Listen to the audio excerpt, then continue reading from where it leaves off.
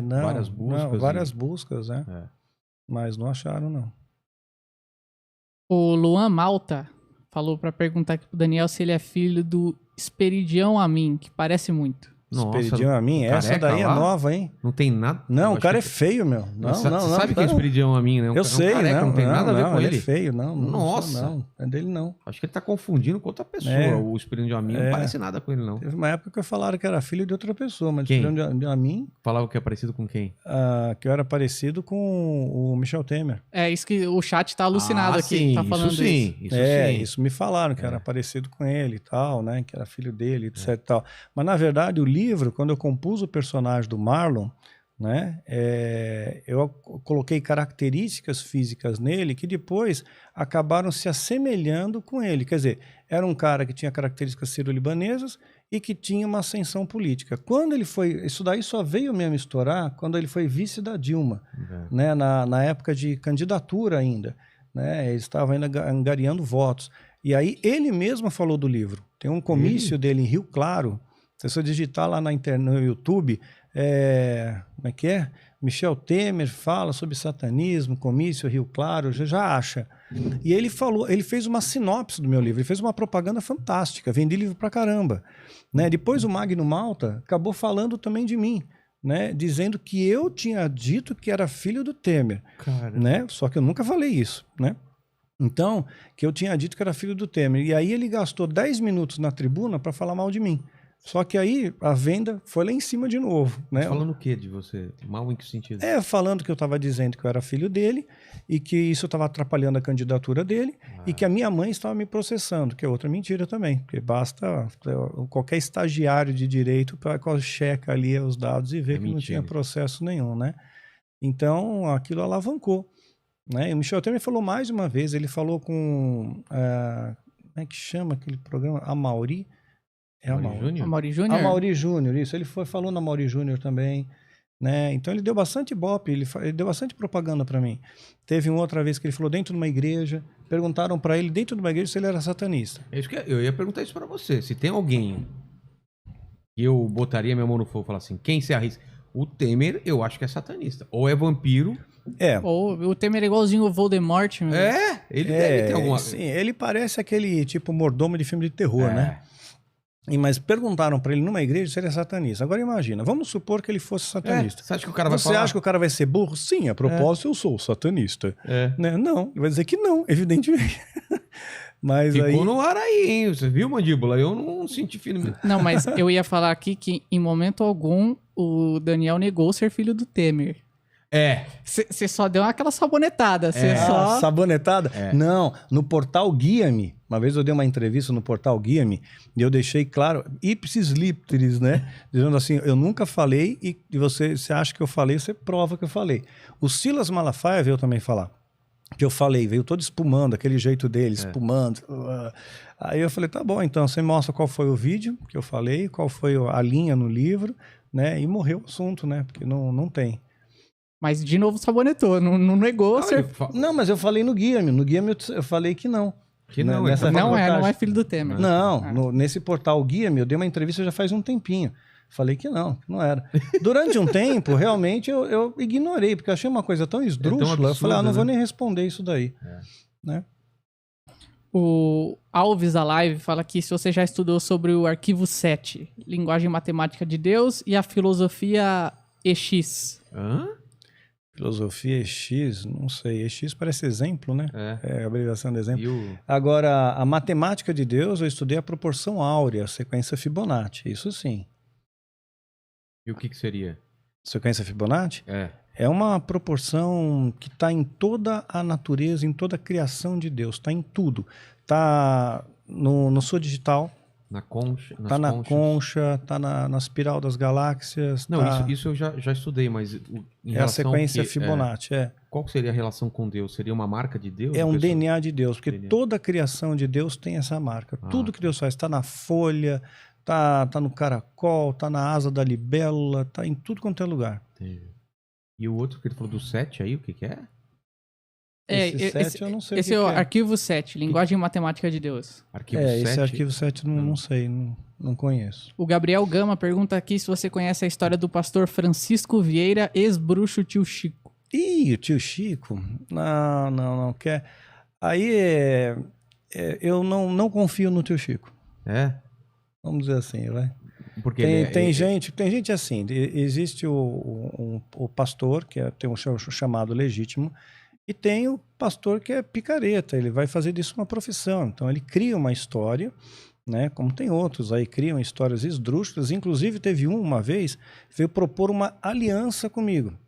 Diversa. Eu falei, não vou mentir para quê? Não preciso, É. né? Não preciso que acredite em mim, preciso que acredite em Deus. Acredite em Jesus, tá bom. Caramba. Né? Mas tá cheio de trambiqueiro por aí, esse tio Chico, mas ele tá vivo ainda? Eu não sei, ele só Eu falou acho isso. que ele faleceu. Porque teve uma época que esse tio Chico falou no altar, tem vídeo dele na internet ainda, dizendo assim, ontem à noite eu liguei pro Daniel e perguntei não sei o que para ele. Ele não tem meu telefone, eu nunca falei com ele. Meu Deus, que Sabe? assustador isso. O cara é mau grupo. Caramba. A Cíntia mandou aqui, a consciência pós-morte, saberemos que morremos? Sim. Quer ver um exemplo? Né? Quando Jesus ele conta a parábola de Rico e Lázaro, né? Cada um vai para um canto. Um vai para o inferno, outro vai para o céu. Eles sabem exatamente onde eles estão. Eles têm consciência, lembram dos parentes e tudo mais. Jesus também, no corpo glorioso, ele não está desmemoriado. Ele sabe exatamente onde ele está. Então tem consciência sim. Aliás, a nossa consciência, vale a pena até acrescentar, nossas lembranças, nossa consciência, ela não está aqui no cérebro. Ela está fora, como se fosse um HD externo. Né? A memória está aqui fora, está na nuvem. Porque o cérebro deteriora, o cérebro estraga. Né? Você deixa de lembrar, você tem um Alzheimer, ele pifou. Mas toda a sua memória está arquivada fora. Né? Veja um vídeo, a Matrix Viva. Fica aí pra galera ver. A Matrix Viva, Matrix com X. No seu canal? Não. Em outro? É em outro. Pô, mas fantástico. A Matrix Viva. Mesmo? Fantástico, você vai entender essa questão. Tá. Que vídeo cabeça. De superchat aqui foi, mas eu queria fazer uma pergunta. Quando você tava falando da sua história da conversão, que você encontrou com o pastor e tal, você tinha comentado antes que tinha feito alguns feitiços e esse foi o que não deu certo. Tem como dar algum exemplo, explicar mais ou menos? De outros feitiços? Ou como é que funcionou, sei lá. Como que é um feitiço? Você falou de pentagrama, fez tudo. Existe lance de círculo de sal também? Tem também. Para proteger o mago. Teoricamente, é proteger o mago para a entidade não... Escapar? Não te machucar. Você lida com entidades, digamos... É como você for num circo, né? Você é um domador de leão. Você tem a cadeira e o chicote para manter ele na distância. Né? Então essa é a sua proteção. Então dentro de um círculo mágico existem alguns símbolos que é colocado, em alguns casos é colocado sal também, né? Para proteger o mago, porque você vai às vezes invocar entidades que são muitíssimo agressivas, né? Aí você direciona aquela entidade para fazer alguma coisa, né? Causar um dano. Por que elas respeitam desenhos ou sal? Pois é, são simbologias, né? São simbologias. Assim como inconscientemente a gente pode respeitar uma placa de pare, você para, né? Então você respeitou aquele símbolo ali, você para. Mas a gente para não receber uma multa. Para não receber uma multa. Ele para não receber uma retaliação, como eu vou dizer assim, como se fosse um campo. É difícil de explicar isso, porque o mundo espiritual com o mundo natural, eles são regidos por leis diferentes. Mas é como se ele recebesse uma carga elétrica, né, que causasse um dano nele. Você fica preso dentro de uma espécie de gaiola de Faraday, né? Você está protegido nessa gaiola. Lá ele não pode te tocar. Mais ou menos assim. Entendi. Chegou mais um superchat aqui agora do Escola de Holders, William Reis. Ele falou, Daniel, o Marlon se converteu mesmo? No Catedral você passa muito rápido pela conversão. Tem contato com ele ainda? Pois é, tenho contato com ele sim. Né? Acredito na conversão dele porque ele não me deu prova nenhuma de que não se converteu. Eu não vi nenhuma atitude que ele fez que possa ter remetido, puxa, ele não se converteu. Né? Teve muitas situações que aconteceram, até mesmo no nosso cenário político, Brasil, né, que você veja, puxa vida, era para ter acontecido de outra maneira e foi mais brando. Entendi.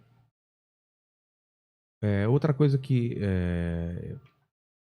a gente até estava conversando um pouco antes aqui também. Por que, vamos chamar de tecido da realidade? Existe um tecido que separa o mundo espiritual do físico. Existe esse termo também para vocês? Sim, existe, sim. Porque existe. eu uso nos meus livros isso segundo o que eu pesquisei, né? Uhum. E essa membrana, ou esse tecido da realidade, em alguns lugares ele é mais fino. E é mais possível nesses lugares esse contato com o mundo espiritual. Exatamente. Cemitérios, né? Ou lugar onde teve muita matança, muito sangue foi derramado. Existe isso. Aí você vai ter uma energia bem negativa nesses locais, né? Vai ter agrupado, porque vamos supor que você está numa casa, pegar o exemplo do Beverly Hills, vai, sabe o Beverly Hills, o sanatório? Sei. Ele começou tranquilamente, um major comprou o terreno, fez uma casa, tal, aí começou a vir tuberculose, construíram um negócio, foi crescendo, né? Chegou a ter 400 pacientes e começaram a matar esse povo a rodo. Né? Não tinha critério, arrancava a última costela para tentar expandir, depois virou um hospital psiquiátrico. Quer dizer, muita tortura, muita coisa ruim foi feita lá. 60 mil pessoas morreram, 63 mil para ser exato, né? Eu sei porque eu escrevi a história de Dmitri e garimpei para pesquisar isso. Então tem uma carga negativa naquele lugar, né? Então, toda essa energia negativa da pessoa que morreu sofrendo, morreu com dor, você emana essa energia e ela gruda, digamos assim, nas paredes. Gruda é uma metáfora... uma metáfora. É como se eu pegar uma caneta, eu produzo energia térmica, eu segurei a caneta. Aí, quando eu soltar, a caneta vai estar quentinha ainda. Um exemplo que todo mundo vai entender, né? Você está no busão lotado, de repente vagou um buraco lá, vagou um assento, você senta, colocou o popozão lá, tá quentinho ainda, tá quentinho, você já pega o negócio quentinho, né? Então, você tem essa energia térmica, ela vai sendo devolvida de volta ao meio gradualmente, né? Então, a mesma coisa com as paredes, né? É matéria também, tá absorvendo essa energia negativa que a pessoa emanou, fica grudada nas paredes, como uma metáfora, e vai sendo devolvida gradualmente ao meio. Quando você entra num local desse, você se sente mal. Você sente opressão, você sente, puxa, parece que eu escuto vozes aqui, parece que eu vi um vulto ali, né? Porque isso daí tá girando lá. Agora isso daí é o caso negativo, né? E você pode criar ambientes mais positivos para você ter essa membrana mais fina e ter contato com esse mundo paralelo, que são nesses vórtices de energia que eu estava falando, esses cruzamentos da linha de lei. Existem essas linhas de lei que percorrem o globo e que elas estão perfeitamente alinhadas. Pegar, por exemplo, Stonehenge, a 15 milhas de Stonehenge tem um sítio arqueológico chamado de Avebury. E tem uma grande avenida nesse sítio de Avebury. Essa avenida aponta exatamente para as pirâmides do Egito. Caramba. Né? Então tem uma série de construções que elas se alinham ao redor do planeta, né? Então quem que ensinou que tinha que ser naquele lugar tal? E aí tem linhas, né, em outros locais, tem linhas perpendiculares, então elas trabalham latitudinais e longitudinais. Então quando esses vórtices se cruzam, nesse cruzamento tem mais energia. Então, se foi construída aqui uma pirâmide, por exemplo, aquela pirâmide ela tem uma energia especial. A grande pirâmide do Egito, a de Quéops, por exemplo, ela produz energia elétrica, além de energia telúrica, ela produz energia elétrica. Ela tem uma pedra chamada dolomita. Essa dolomita, sob pressão, ela produz carga elétrica. E a pirâmide está cheia disso, né? Então tem uma carga eletromagnética também. Você vê as conchas do Congresso Nacional, uma para cada lado, né? Absorve energia cósmica e telúrica. Absorve os dois lados, tá? Para captar energia. Mas o Niemeyer tinha algum conhecimento de bruxo? Niemeyer tinha. Opa! Tinha conhecimento. Tinha conhecimento dessa engenharia.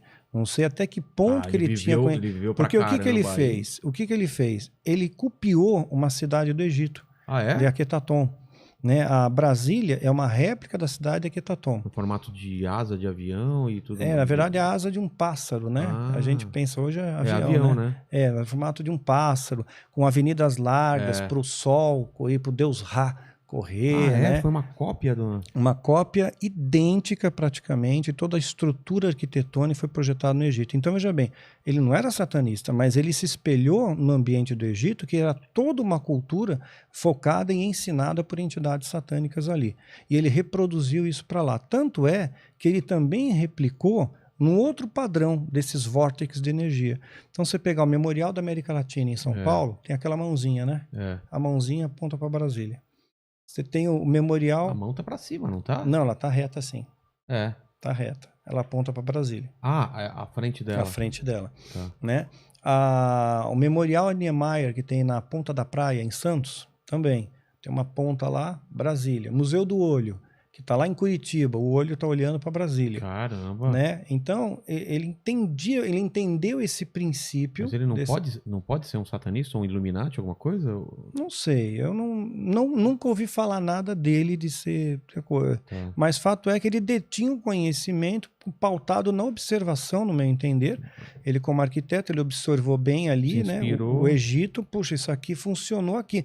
É bacana essa arquitetura. Talvez até descoberto essa energia dos vórtices e tudo mais. E replicou para Brasília. Então, Brasília é um centro ali de energia. Atrai tanta coisa ruim lá, então? Por causa dessa energia de... Exato. Caramba.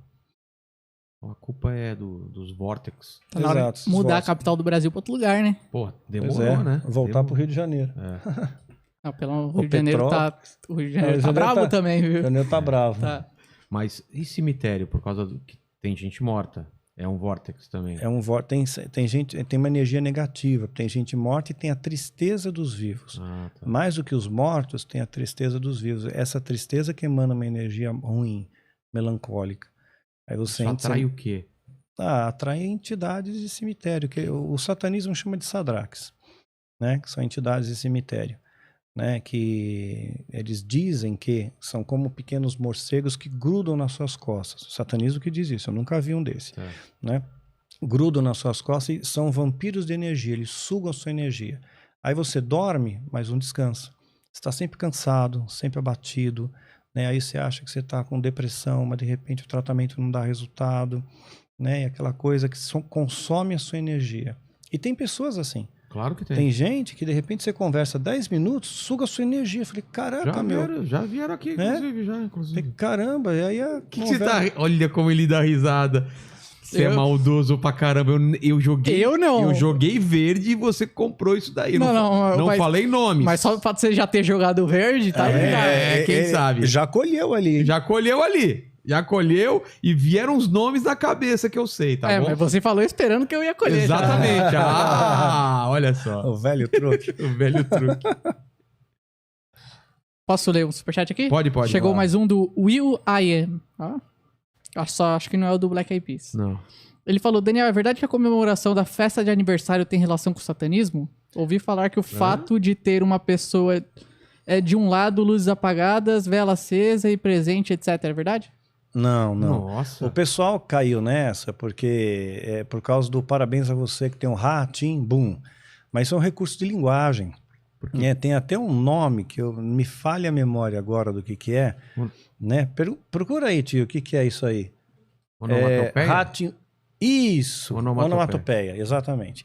Né? Onomatopeia. Então você está falando Rá-Tim-Bum para fazer uma simulação de festa, de festivo, e as pessoas acham que Rá-Tim-Bum é o nome de um demônio. Então é isso. É a falta de conhecimento. Conhecimento é poder, gente. A Bíblia diz, Oséias 4:6, o povo perece porque lhe falta conhecimento. Mas, por exemplo, tem várias teorias que Coca-Cola é coisa do diabo também. Se você, ao contrário, né? Tá escrito alguma coisa do diabo. O disco da Xuxa, que rodar do lado ao contrário. Sim, tem um do Roberto Carlos também, Guerra dos Meninos. Tocado ao contrário vai dizer, esse diabo vai chamar de novo. Né? Você toca do lado contrário, realmente você escuta essas coisas. Agora, uma coisa curiosa, porque alguém veio tentar rebater essa tese comigo. Não, coincidência. Mas, primeiramente, existe isso, então. Existe. Não é coisa... Porque eu já ouvi tocando... Eu também. Agora, uma vez tentaram rebater comigo, dizendo, não, isso é coincidência. mas me mostra um disco qualquer que tenha uma frase boa. Deus é bom, né? A flor é perfumada, alguma Corinthians coisa legal. Vai ser Palmeiras não tem mundial. Pois né? Só tem sempre o diabo. Mundial. Porque já viu quando você toca de trás pra frente, fica assim, Palmeiras não tem mundial. Você já assistiu Twin Peaks? Já. Que a pessoa, ela gravou de trás pra frente. De trás pra frente. E depois toca normal. E depois toca normal, só que é a pessoa falando normal. Nossa. A voz sai normal, só que nesse esquema de trás pra frente. É bizarro. Isso. E pra mim, é a melhor série de todos os tempos. Eu preciso assistir. Eu não assisti até hoje. A terceira temporada é um negócio inacreditável. É Sério? mesmo? A terceira temporada é de 2017. Sei. A primeira e a segunda são de 91 e 92. Caramba, vou ver. Não, tem que ver Tábula Rasa. Cabeça inteligente. Tábula Rasa. Tem na Netflix. É sobre o quê? Não vou dar spoiler. Só de falar sobre o que já é spoiler? Já spoiler, porque o negócio é muito... Qualquer da coisa onde? que eu falo, eu vou dar spoiler. Americana? É americana. Tábula Rasa. Tábula Rasa. nem ouvi Cabeça falar. inteligente, Pô, meu. vou atrás. Dá um nó na cabeça. Mas o final é surpreendente. Então existe lance de disco ao contrário? Existe, sim, existe. Eu acho que nem precisa colocar do lado ao contrário. A voz dela já dá... Stairway to Heaven também tem uma... Não, tem várias. Sim, várias. Tem várias. Que é o lance da... Seria o quê? Seria um pacto que o pessoal fez? Ou as pessoas nem sabem às vezes que estão Às vezes não sabe, porque tem um produtor por trás. Tem um cara